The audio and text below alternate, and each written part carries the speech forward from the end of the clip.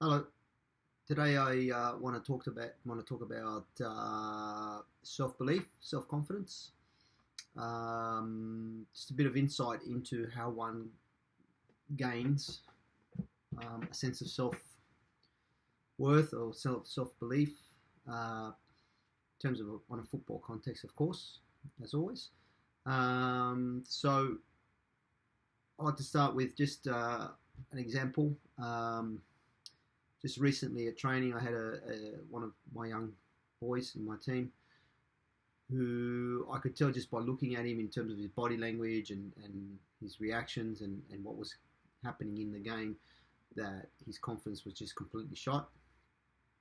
Nothing he did work. He was tense. He making a lot of mistakes. So I came up to him. I started talking to him, and he basically said, "Coach, I'm just shattered. I have no self confidence at the moment." And it sort of led me to ask what or how or why people get into these situations where that doubt sets in, and then you tend to tense up, and nothing you do works. Like the confidence just gets shot. Your reaction speeds disappear. Your decision making processes get clouded, and you second guess everything you do. It's happened to me many times throughout my career. One time in particular was when I was in the NSL playing for Marconi, and I just finalised my transfer to West Adelaide. So I went to West Adelaide. First game for West Adelaide. There was a big crowd, 5 or 6 thousand people. In those times was a big crowd in the NSL. A lot of noise. I went out onto the pitch thinking that everything would be normal after not having played too often at Marconi for various reasons, and I choked.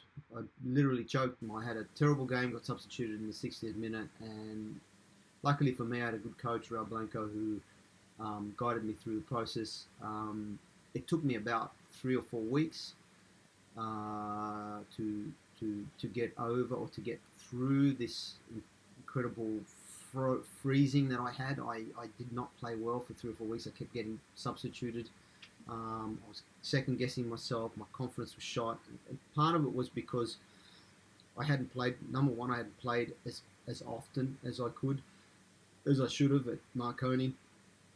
I had belief in myself, but for some reason I just could not function properly. And it wasn't until we actually came up against, I think it was the fourth game in, fourth or fifth game in, we came up against Marconi at Marconi, and I wanted to play badly. I wanted to prove to them that obviously I had what it takes, and that they should have paid a bit more attention to me. So, and unfortunately for me, it got to the point where my performance was so bad that I got dropped. So I started on the bench. But Blanco knew I wanted to prove myself, so he put me on in the second half, and it was amazing because from second guessing myself, having that lack of confidence, I went into that game with a completely different mindset, and that mindset was, I'm going to prove these bastards wrong. I'm going to show them what I've got. I'm going to show them what I'm capable of. And I had an absolute blinder. I played really well. We didn't win the game. We actually got flogged. I think it was 5-0. But we didn't play badly. It's just that like Marconi had 5 chances and they scored 5 goals. And they were on fire at the time. They ended up winning the league that year. Steve Corica was amazing. He was just, everything he touched turned to gold. They had Kimon Teleodoris up front, who was a very good striker. They had a very strong team. And they didn't outplay us, but they completely smashed us on the scoreboard. But we didn't play too bad. We played really well, and I had a really good second half. And it was almost like just this curtain lifted, and I went back to being who I was. And I think back now to that time, and I'm thinking, why was it that for 3 or 4 or 5 games I couldn't function? I couldn't function properly. I didn't know why I couldn't get myself back into the groove, into that zone. And then all of a sudden in one game, it just all came back. And I put it down to now that I'm a bit older, a bit wiser, I put it down to the fact that it came back down to in terms of what I was focusing on. During the period where I was lacking confidence, I was focusing on all the bad things that were happening. I was second guessing myself. But when it came to that point where I had to play against Marconi, my old team, and I wanted to prove myself, the only thing that was going through my head was, I'm going to kill it. I'm going to go out there. I'm going to prove to everybody what I'm made of. And bang, just happened like that. All of a sudden, I was back to being who I was. From then on, I never got dropped, and I ended up playing the rest of the season and performing particularly well. And so I go back to what's happening with this child, right? Now, part of the reason why I was able to just snap back into it was because I did have a large sense of self-belief in my ability. And that sense of self-belief came from one very simple realization, and that is that throughout my youth and even into my senior competitive phase, I had put in an enormous amount of work into my ability. Hours and hours and hours and hours and hours and hours of practice and practice and practice. I was focused throughout my childhood on becoming who I wanted to become, which was a professional player. It hit me at a very early age. I was around 12 or 13 when that rocket was lit, and I became obsessed with the game, with the ball. The ball, my love for the ball started at a much earlier age, thanks to my father. So before I even learned to love the game, I already loved the ball. It was my toy. It was the thing I spent the most amount of time with. So because I loved the ball, I'd spend a lot of time with it. And when you spend a lot of time with the ball, it's a natural occurrence that your skills are going to improve. And once your skills improve, your ability improves, you end up having more time during the game to be able to look up and make decisions that other people don't see. Because if your skill level isn't as high as others, you spend more time looking down, you spend more time trying to control the ball. You might need 3 or 4 touches where somebody of a higher level may not even need a touch. It could be the fact that he knows how to position or move his body without even touching the ball to create that extra yard of space, because they're able to look up because they have total dominance of the ball. And I guess to a certain extent that's what I had. I had a high level of skill because of the hours and hours and hours of practice that I put into what I did. So that skill level enabled me to have more time on the ball, off the ball. It enabled me to look up. I could see things that other people don't see. So today, when a young person comes up to me, or I see a young person struggling, it always comes back down to whether or not, or how high their individual skill level is. If that individual skill level is pretty low, it's going to be hard to gain or regain that confidence. As a coach, I can help him to shift his mindset to try to make him understand that 90% of it is the mental aspect, the psychological mental aspect of resilience, of self-belief. But self-belief in itself, it comes from the knowledge of that you've gone out there and you've done an enormous amount of work to get yourself to the level that you are at now. The level that you are at now is the level that has allowed you to be selected into a representative team or a higher level team. If every year you have to trial, you're probably not up to the level that you should be. If every year there are 3 or 4 or 5 clubs coming after you and looking for you and asking for your signature to come and play for them, it means that you're a very, very high level, which means that you weren't born with that. It means that you've put in the time and the effort to get yourself to that level. And that's not enough sometimes, because in the world of youth football in Australia, perception goes a long way. What one coach sees is not the same as what another coach sees. So we could be looking at the same player and think 2 completely different things based on our own perception. So for me as a coach, I don't look at what a player can give me today. I look at what a player can give me 3 or 4 years down the track, because that's what youth development is. You're looking at the potential. You're not looking at the at what the child is today. And this is why we have a big amount of bias towards bigger kids, more mature children that are born in the early stages of the cut-off dates, the 1st of January. And it's not because they are generally more skillful, better kids just generally that are more mature. So therefore, the perception is that these bigger, stronger kids are going to give you something right now that will lead towards successful outcomes. I don't see things that way. I see things in terms of child's potential. If the child shows characteristics that they have the ability to improve, I know that the physical aspect doesn't mean anything, because once they turn 16, 17, 18, they metamorph into adults anyway, and the only thing that really will help them to stand out above everybody else is not their physical ability, even though that plays a part. It's more the skill and technical ability, the ability to play well and bring value to the team based on their individual performances as well as their team performances as well.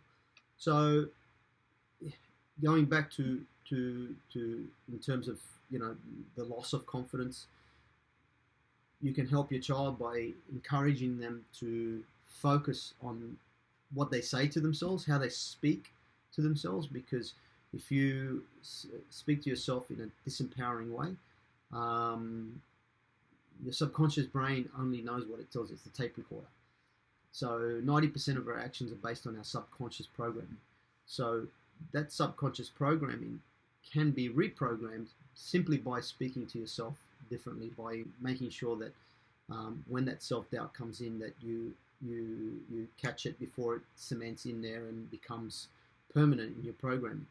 Not easy to do, but with encouragement and help, all children can be taught to become a little bit more positive about themselves, like changing their terminology in terms of I'm not good enough to, I'm not there yet, but I'm going to get there because I'm willing to work hard, I'm willing to sacrifice my time to become better at what I'm doing. So that's, positive self-talk, which leads to confidence. So, and again, it's not a matter of just trying to fix this.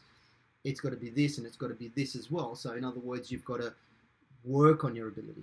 You've got to put in the time and effort to get yourself to a level where you know that you're good. And if you know that you're good, then it's easy to snap out of, confidence issues. We have situations in games where the team's falling apart. We can't string two passes together. We might go through a period where the next 10 possessions, we lose the ball in one pass.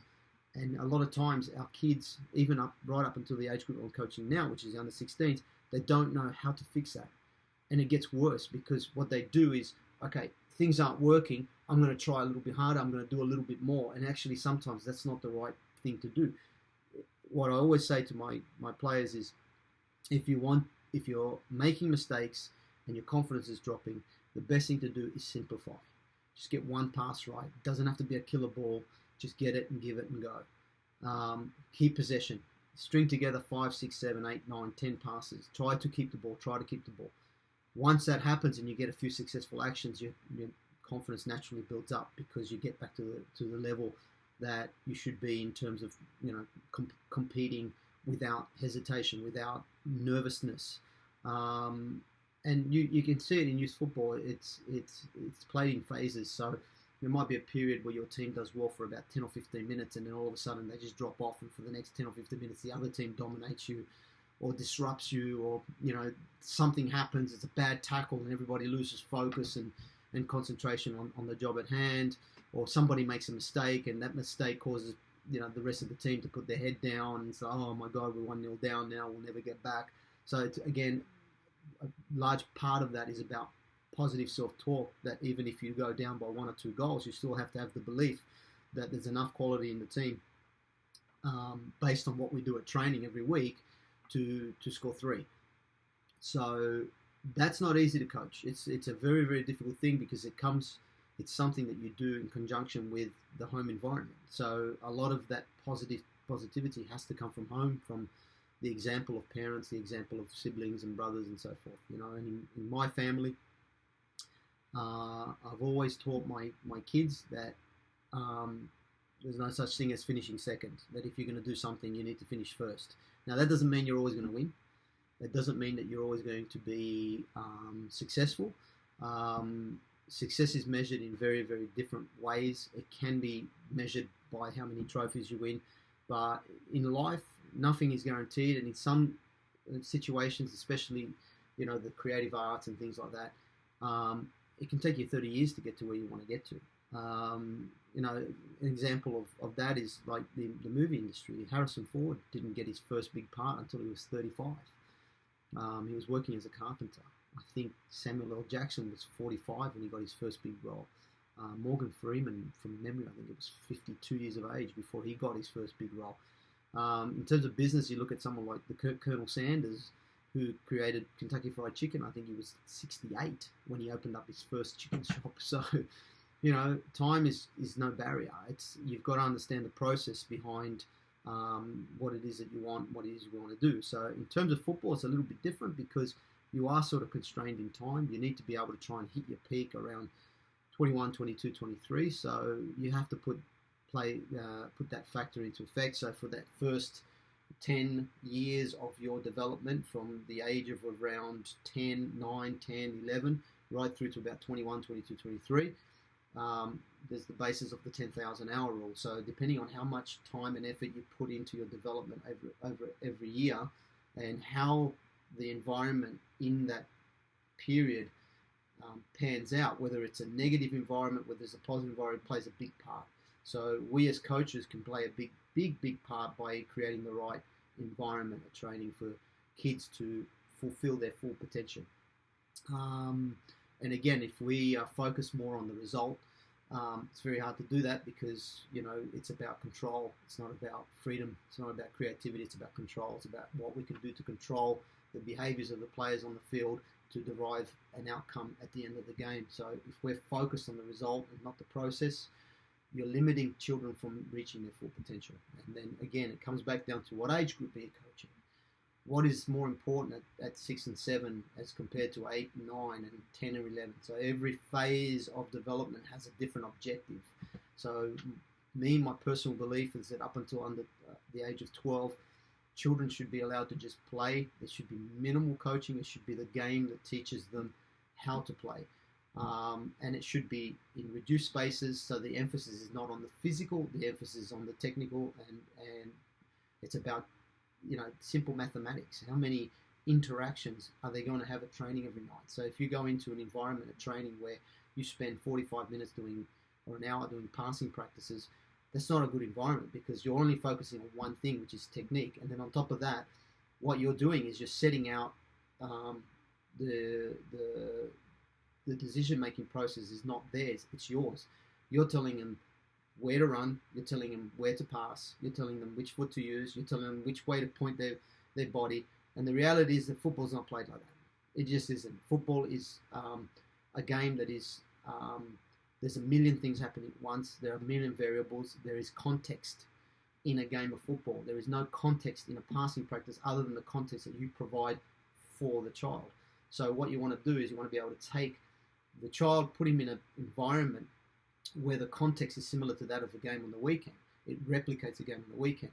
And with children, the smaller the numbers and the smaller the space, the higher the number of repetitions. And the higher the number of repetitions allows them to develop spatial awareness. It allows them to feed off the actions of the people around them. So they start to recognize patterns of players' body shape and movement. So when they're receiving the ball, they're not just looking at the ball, they're recognizing where the defender is, which way he's standing, and by it's like subliminal. It's a subliminal thought process that comes into it. It's very similar to the principle of a top 100 tennis player. That when somebody's serving a tennis ball at you at 220 kilometers an hour, you can't see the ball. It's almost impossible to return that ball if all you're focused on isn't the ball. But what professional players focus on is not the ball, but they're focused on what the body shape is, how the hips are swinging, and which way is the hand going up, and which way is the body pointing. So all of these key little signals are coming from the player who's serving the ball before the ball's even hit. So what the player on the other end does is he reads those signals and starts moving into place to be able to return the ball before the ball's even hit. And that's the only way they can return a tennis ball that's traveling at 200 kilometers an hour plus. And there's a good book called Bounce, which actually Matthew Said wrote the book, and he talks about the fact that he was a world champion table tennis player, and he thought that he could easily return a 200-kilometer serve because he had very good reflexes table tennis. So in one instance, he talks in the book about going up against a elite level tennis player who served at 200 kilometers an hour, and he couldn't even see the ball. He couldn't react to it quick enough. He couldn't return one ball, and he couldn't understand why. But then his research into this book led him to understand the principles behind it all, and that is because his environment was completely different to a tennis environment in terms of, he had very high reaction speeds for table tennis, but not for tennis. It's a completely different game in terms of the distances and the mechanics of the game. And football is like that. Football, if you're in the environment where you're always trying to decipher information from all that contextual differences that you have, your mind adapts to that. It builds myelin in the neurons to be able to read those little signals that you're seeing. And then if you combine that with a huge amount of individual work in developing your repetitive actions and your technical actions based on training with purpose, like doing the type of training that's going to speed up the rate of learning, then what ends up happening is that you can transfer those individual skills into a game element because you don't need to look at the ball so much. It's your subconscious that's controlling the ball. It's like when you're driving a car and you're getting from point A to point B, and sometimes you get there and you've been having a conversation with the person next to you, and when you get there, you can't even remember how you got there. So if you can't remember how you got there, who's doing the driving? Well, it's your subconscious. And that's what happens in football. So the better you get individually, technically, the better your subconscious works in that framework to be able to decipher more information quicker and be able to do things in advance rather than in the moment. So most kids, because the level of skill, especially in this country, is so poor, they play in the moment rather than in advance. So what that means is they receive the ball, then they look up, then they try to decide what to do. And in most cases, they can't look up because it's taken them 2 or 3 touches to control the ball, and then somebody comes and puts pressure on them, and that's by that time it's too late. They can't look up, and they can only see like a 10-meter range. So it limits their game in terms of processing. So if you're operating at a much faster rate up here in terms of your processing speed, what you're doing is you're observing your surroundings before the ball even gets to you. And because of all the years and years of this tight, close control where you're reading body language and reading things, you're able to see past the first line to the second line and the third line. And so then your processing speed becomes not just quicker, but it becomes wider. You have greater peripheral vision, you have greater vision past the first and second line. So that means you can receive a ball with 2 or 3 people around you and you hit a 30-meter ball first time to somebody standing free that you can see because you're not focused on the ball, you're focused on your environment.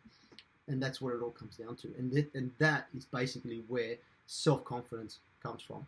It comes from the knowledge that you've worked really, really hard to get your individual level up to a level where it's much, much better than everybody else. And that's football in a nutshell. So there's no easy way to get to that level other than putting in the work. So at the end of the day, when children lose confidence, there are things that you can do to help them in terms of positive self-talk. Simplifying is a big one. Going back to basics, just keep it simple until you get 1 or 2 or 3 passes right, and then you start to get back into the flow and into the zone. And when you're back into the zone, your confidence goes up, and when your confidence goes up, you start to be able to do things that are irregular, you know what I mean, in the sense of, more difficult actions.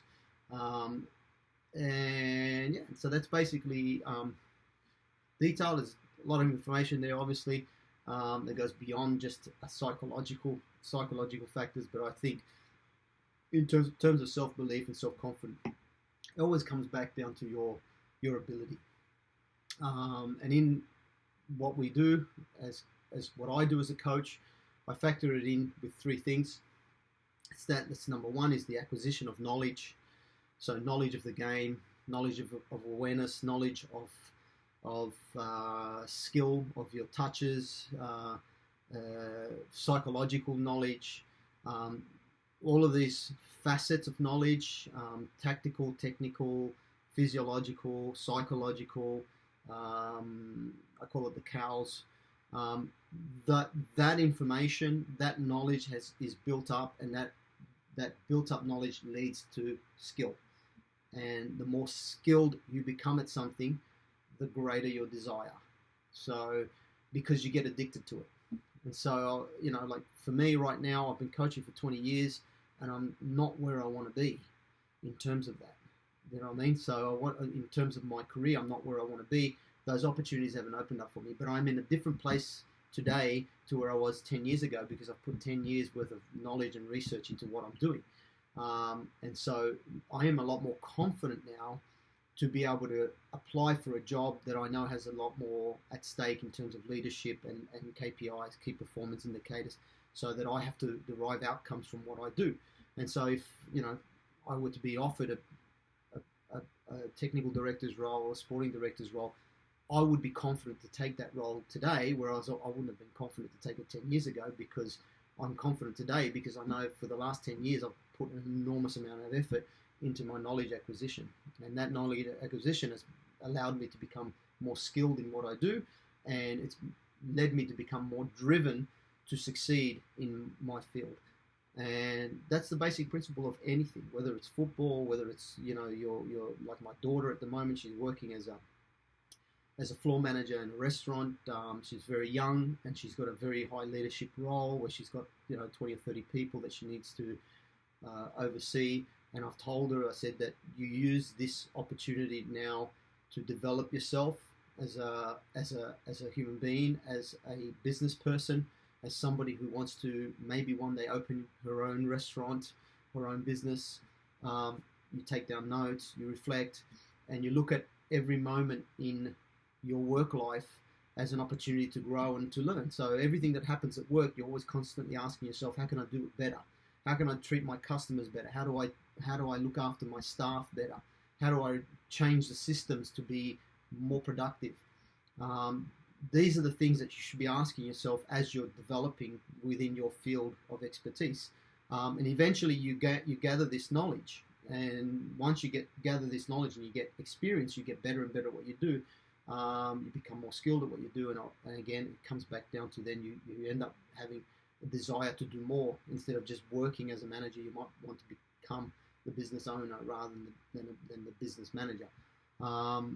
And it's not an easy process, but in terms of your business life, it's different to football again, because football you've got a limited amount of time to actually achieve your goals. But in terms of business, in terms of education never stops. You may have to work 20 or 30 years doing something that you're not particularly happy with, but you need to wake up every day thinking that you have this incredible opportunity to learn and to grow. And, like I'm home at the moment, not working because of my illness, which is another story for another day. But my daughter this morning, I drove her to work, and she said, I wish I could stay home instead of going to work. And I said, don't think that way. I said, look at this opportunity that you're working, because I've been home for 2 weeks and I'm going crazy. I need to do something. I need to work. I need to do something. And I'm going crazy because I need to be out there. I said, you don't want to be in that situation. You want to be in a situation where you're in employment, where you are in occupation. But if you see your occupation as something you hate, then you're in the wrong industry or you're in the wrong job. You've got to wake up every morning and think, this is where I want to be. And I might not be where I am to where I want to be today in terms of where I am in the hierarchy of things, but it's the process that I'm going to go through every day to get myself to that level where eventually when it's the right time, and it might not be now at 24 or 25 years of age, but it might be when I reach 35 or 40 that I decide that I'm knowledgeable enough and skillful enough and I have enough desire to be able to say, okay, I am now ready to launch my restaurant, to do my thing, to do the things that I want to do. And this is what I try to teach my children. Again, it's about that principle of teaching them to finish first, not to finish second. And again, I emphasize that doesn't mean you're going to finish first all the time, but that should be your target. Is everything you do it to the best of your ability every time you do it. Otherwise, it's just not worth doing it. Don't just go through the motions. Going through the motions isn't what brings purpose in life. What brings purpose in life is doing something that is going to help others and allow you as an individual to grow and to do better. Anyway, bit of a long one today. I hope you enjoyed that. Please subscribe, hit like, and feel free to comment on anything.